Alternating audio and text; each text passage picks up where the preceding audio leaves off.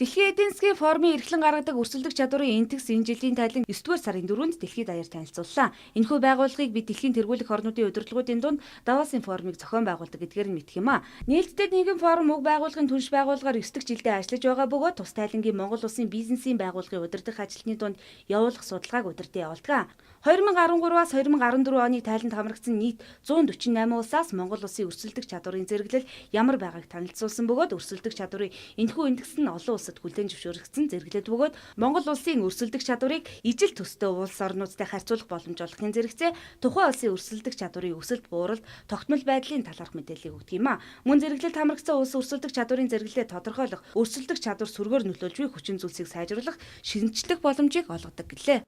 Ерөнхийдөө макро эдийн засгийн доктортой байдлыг улсын төсвийн алдагдал нэлээд өндөр байгаа. Дээрээс нь нөгөө санхүүгийн зах зээлийн үр ашигтай байдал боловсронгуй байдал нэлээд доогуур байгаа. Санхүүгийн зээлийн санхүүгийн салбар бол өөрөө маш чухал салбар тий. Угаасаа иргэдийн хоримтлалыг ингээд хамгийн үр ашигтай аж ахуйн үйл ажиллагаа юм уу шинэ хөрөнгө оруулалт төслүүдэд ингэж хуваарлах гол сувг болж байгаа. Тэгэхээр энэ үзүүлэлтээрээ бас 129 дугаар байранд нэлээд доогуур явж байгаа.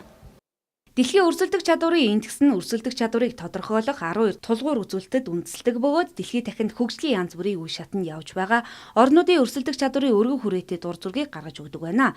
Эдгээр тулгуур үзүүлэлтүүд нь институцийн тогтолцоо, дэд бүтц, макро эдийн засгийн орчин, эрүүл мэнд ба суурь боловсрол, дээд боловсрол ба мэрэгжлийн сургалт, бараа бүтээгдэхүүний зах зээлийн үр ашигтай байдал, хөдөлмөрийн зах зээлийн үр ашигтай байдал болоод санхүүгийн зах зээлийн боловсронгуй байдал, мөн техникийн бэлэн байдал, зах зээлийн хэмжээ, бизнесийн боловсронгуй байдал, инновац зэрэг ордог.